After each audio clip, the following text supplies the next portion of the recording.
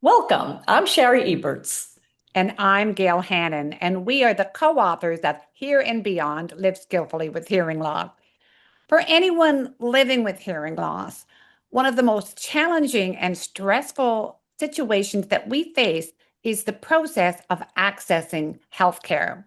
When we're dealing with any pain or disease or any type of emergency health issue, good communication is crucial between the patient and the healthcare experts. But we have hearing loss. And so our communication with the doctor, the nurse, or any emergency worker is almost always affected. And it's stressful. And often it feels as if our hearing drops through the floor. And sometimes we're offered sign language interpreters, even when we don't sign. And many times, no accommodations are provided, even if we request them well in advance. And when we try to take things into our own hands, maybe we use a speech to text app on our phone, for example, we're met with resistance. A lot of healthcare providers don't understand how they work or what liability they'll face. And the transcript is not always accurate, right? 15 and 50 can sound very similar through an AI lens. So, our panelists today have experienced a lot of these challenges firsthand and are working to do something about them. They have created Healthcare with Hearing Loss, which is a blog series designed to educate and support a diverse range of stakeholder groups invested in the implementation of communication best practices in healthcare. And the purpose is to empower every individual who lives with hearing loss to communicate easily, effectively, and safely in all medical settings. So welcome Tony Iacolucci and Peggy Ellertsen. Thank you. Both are tireless advocates for hearing access in healthcare, as well as our dear friends. And we've worked together in the past on many advocacy projects, and we're really excited to talk about this important topic today. So thanks for being here. Our pleasure. Thanks for having us. Thanks for having us. Of course. Oh, this is a joy for Shari and I because it's a topic we're are very familiar with and concerned about. So we know you very well, but could you both tell us a bit about who you are and a bit about your background and how you became interested and involved in this topic? Well, I have a profound hearing loss. I have a cochlear implant and a hearing aid. My mother also had a hearing loss, as did my grandfather. So I know a lot about living with hearing loss. I became interested in this topic because I had an encounter with a provider who was not willing to work with me so that communication during our appointment would be accurate. And we've been very fortunate to learn from some of the public health researchers looking at this issue.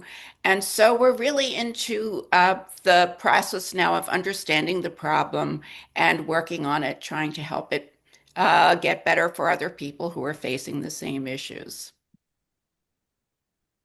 Thanks, Peggy. Tony? And for me, I also have profound hearing loss and wear one cochlear implant. But before I got my implant 5 years ago, I gradually lost my hearing, but lived with complete deafness for 16 years. And in the course of that, I went through 2 years serving as a caregiver to a family member who was battling cancer.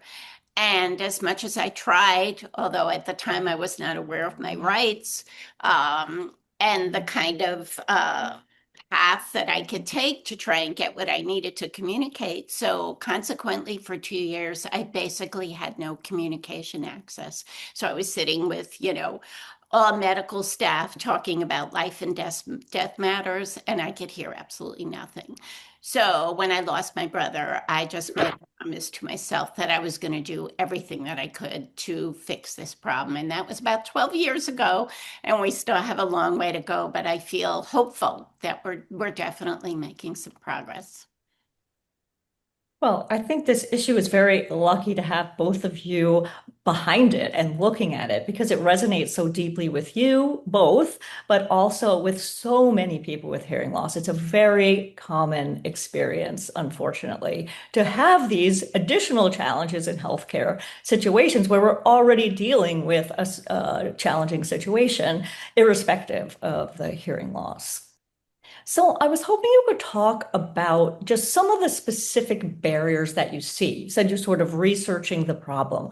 What are those specific barriers to communication access that are sort of already embedded in the system that we need to address? My favorite question. This is Oh, good. an I'm glad. area that I'm so interested in because once we began to learn from particularly the public health researchers at Disability Equity Collaborative, the drivers of this problem started to sort of emerge from the chaos. So the first one is a really common factor in all communication breakdown, and that is a lack of awareness. And I'll give you an example of what I mean by that. Some of my providers certainly know that I have a hearing loss.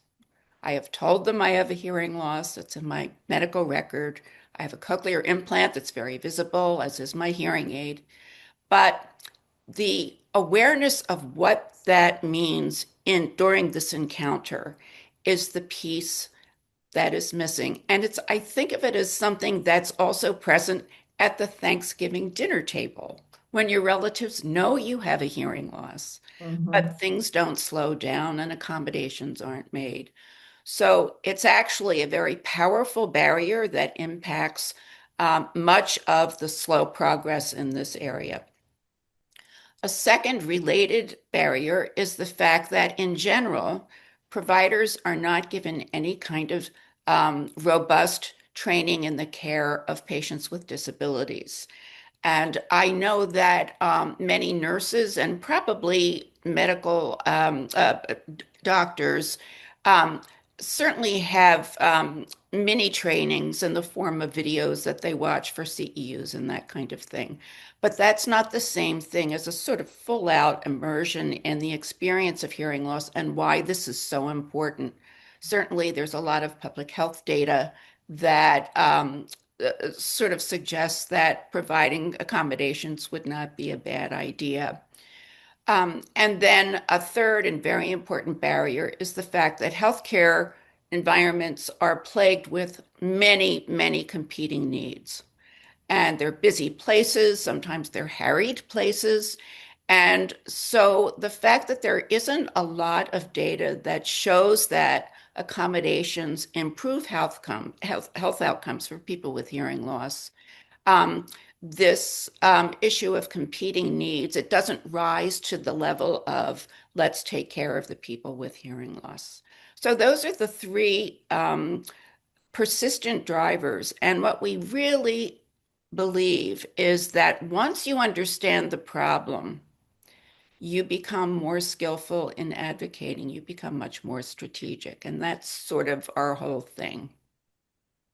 So when you say that, do you mean that when we become more understanding of the situation, we, the person with hearing loss, that we're the ones that have to drive this? Is that what you're saying? It's a really good question. So there's a lot of there are federal mandates that say we should be having accommodations when we see our providers. But the fact of the matter is that patients really do have a lot of power. And we think that understanding how the healthcare system operates equips the patient with a kind of approach that involves having a mindset that has to do with the long game. This is not something that's going to change overnight. That involves creating a conversation with providers about the experience of hearing loss and the kinds of things that will matter, not once, not twice, but every single time. And certainly, and Tony can talk about this, the use of the communication access plan, which is a masterful, quite simple document that patients can use and submit to their physicians, is very, very important. And Tony, do you want to comment on that? Sure.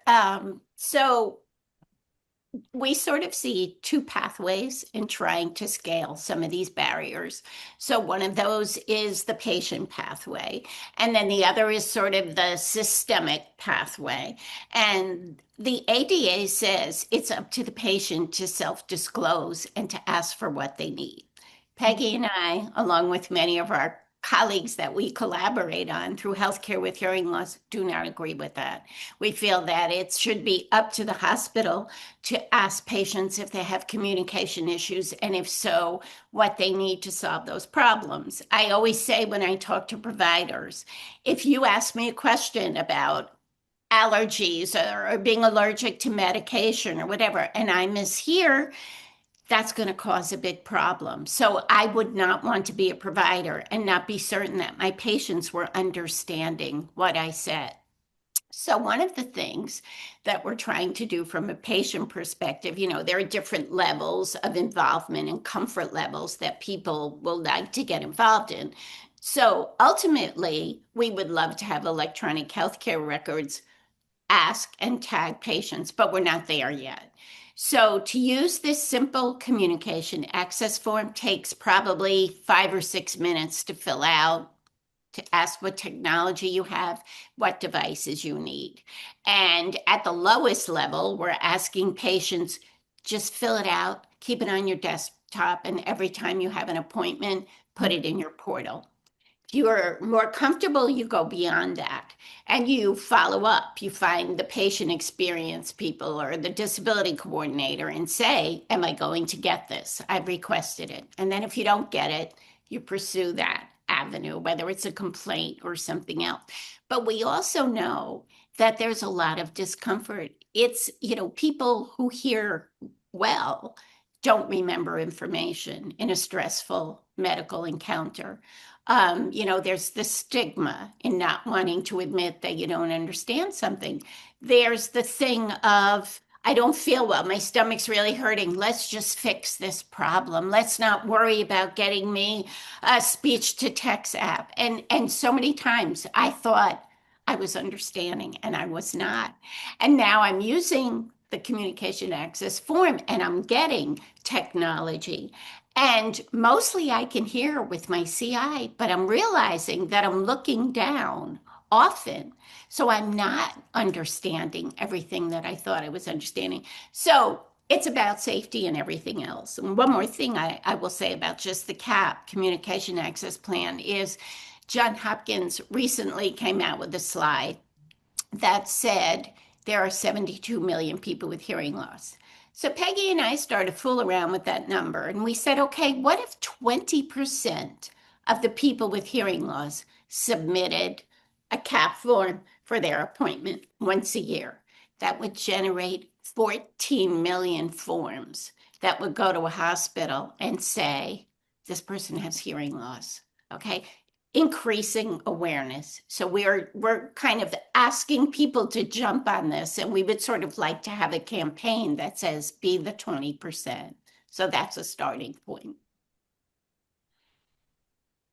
So I guess I wanted to go back a little bit to some of those systemic barriers that you were talking about in terms of the awareness, because I think part of the problem, especially if it's on us, right, the patients to self-advocate, a lot of us don't necessarily know what we would advocate for, right? We don't necessarily know that there is CART or there is this CAP or there are speech to text apps. And that sort of, to me, goes back to that sort of lack of awareness. So what can we do about that as advocates? Are there certain ideas that you have or programs that are in place that are going to help educate all of us about this? Obviously, doing podcasts and conference discussions like this, but anything else that really will move us forward down that path?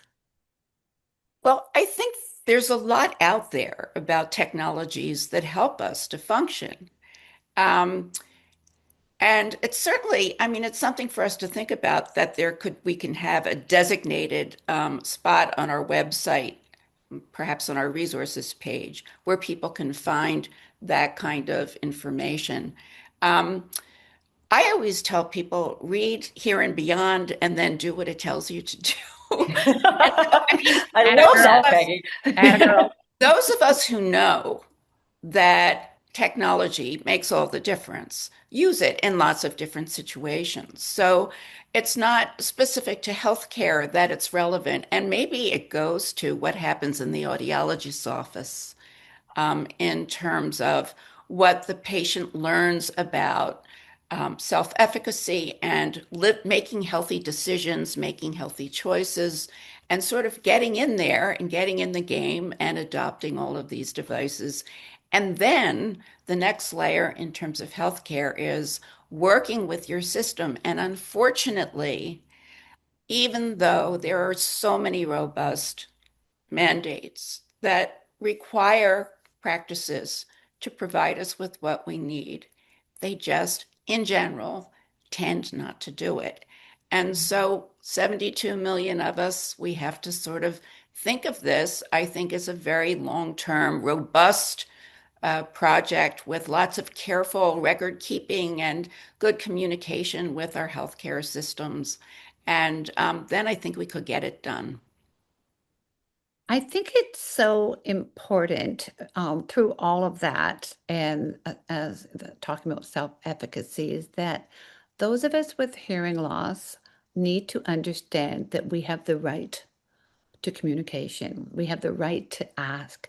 Too often, if you're in a doctor's appointment, you're in a situation, you don't want to pull the focus away from your sore back or your worry about your disease, and or you don't want to bother these health professionals that we have on pedestals. And I think it's so crucial if we don't have the confidence to follow through, because it does change in the moment. You could have a physician who knows that you have hearing loss, but in the organic moment of back and forth between practitioner and client, it can fall by the wayside. And we need to feel comfortable going, excuse me, can, you know, eyes back to me or something like that. Yeah. Yeah. I I think think, go ahead. I think one of the things that, I mean, I can remember I was not aware at the time that as a companion, that's the term that the ADA uses, that I had the same legal right to accommodation as someone with hearing loss as the patient did, as my family member did. And so there's a big difference in how you ask for accommodation when it's your right and how you ask for it when you think somebody is doing you a favor. Mhm. And that's where I was.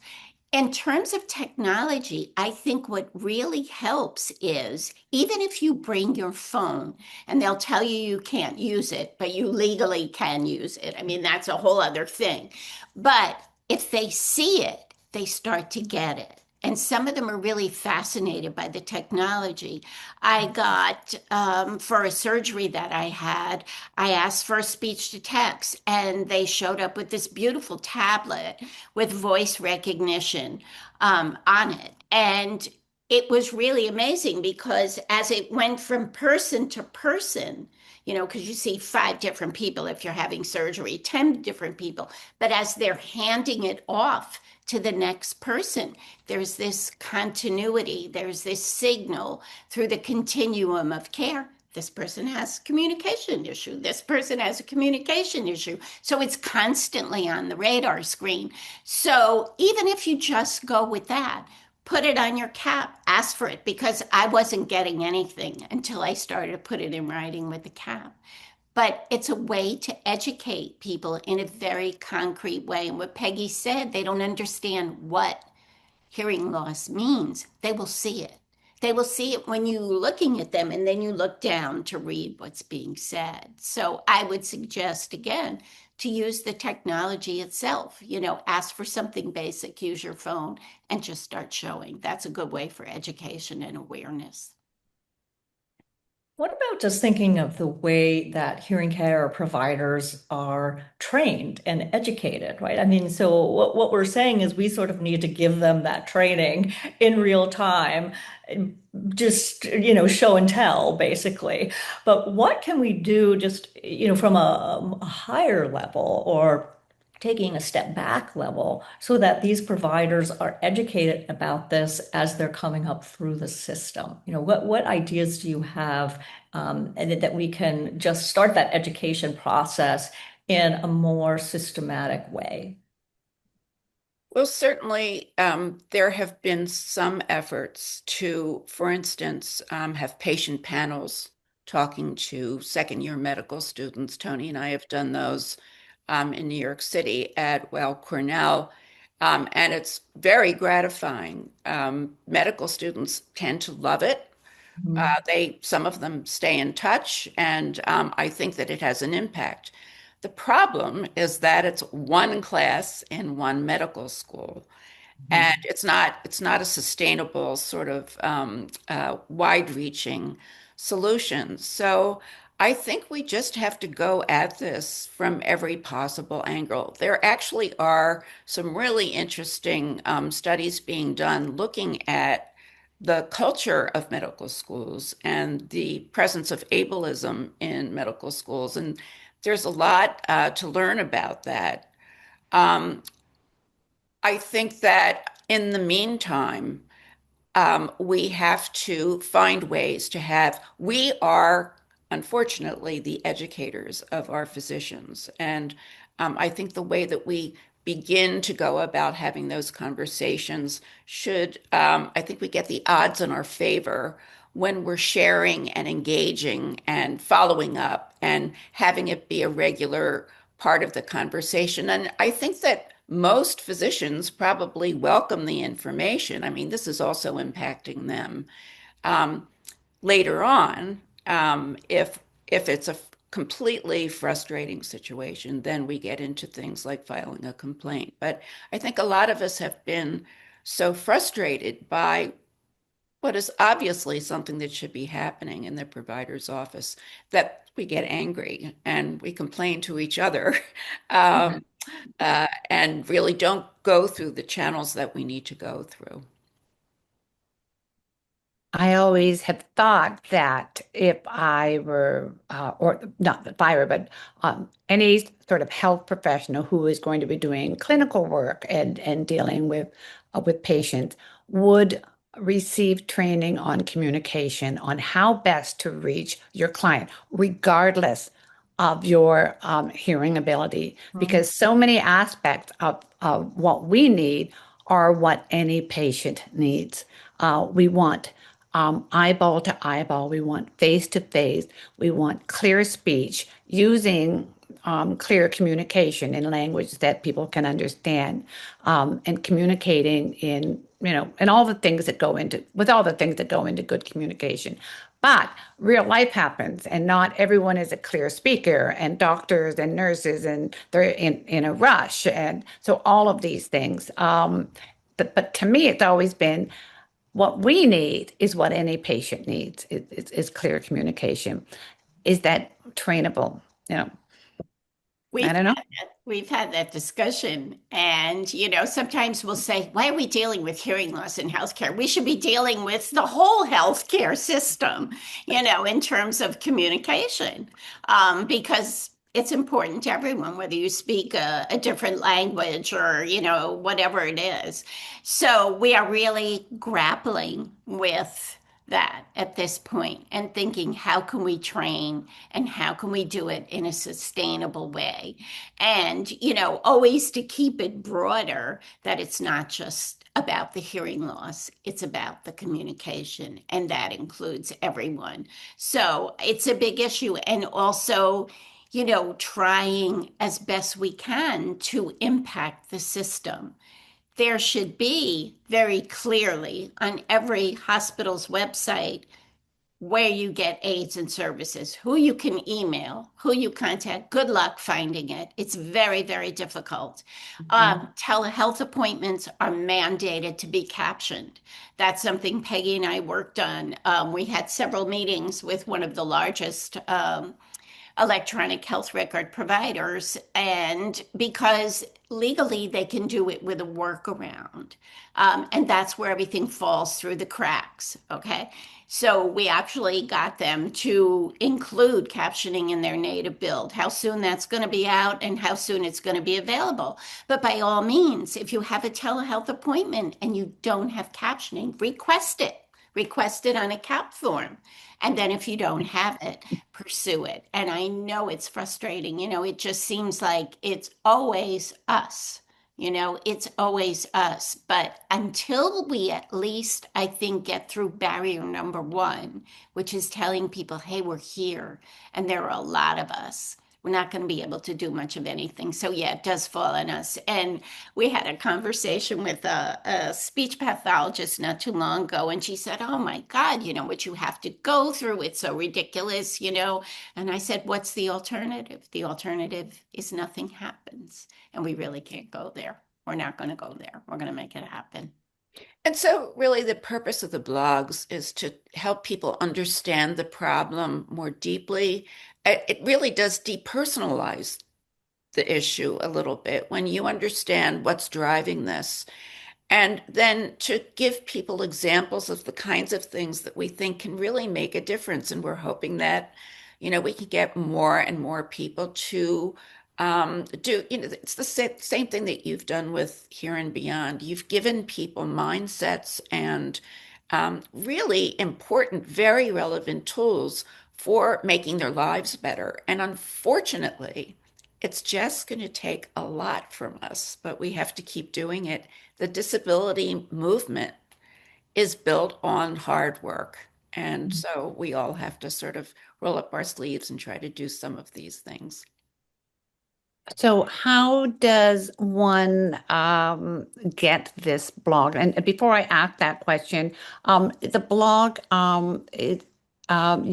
you want this to be read by healthcare providers as well as people with hearing loss, right?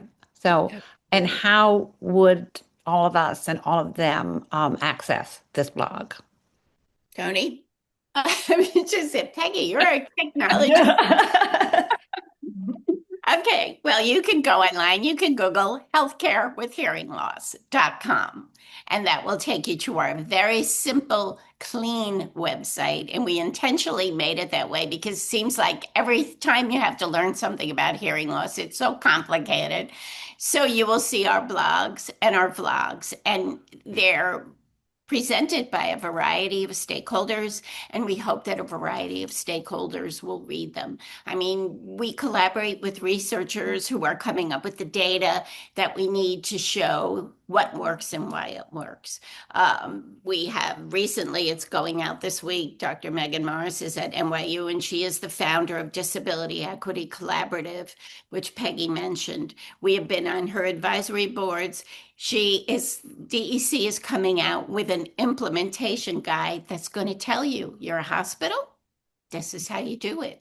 So they're going to be doing a webinar. We will get that out there. And this is something that we're going to urge hospitals to pay attention to.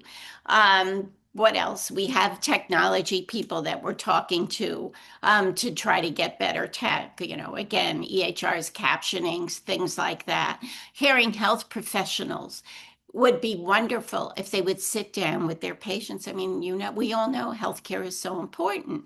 If they have an upcoming appointment or a surgery, work it through with them. Where do you think you're going to hit the snags? What can you do at that point to solve the problem of that snag? And then help them to fill out a CAP and put it in the system. I know we keep harping, but it's just a very concrete, simple way to give a signal that we're here. We're going to put your website up. Sorry, Shari. We'll put the website up on this webinar so people will be able to see it. Okay, Sorry, they can Shari? sign up. They can sign up for our Okay. to receive our blogs. Perfect. That's fabulous. Well, and I think it's just really important because there probably are a lot of hearing care professionals that are watching this, right, at this conference and on this podcast.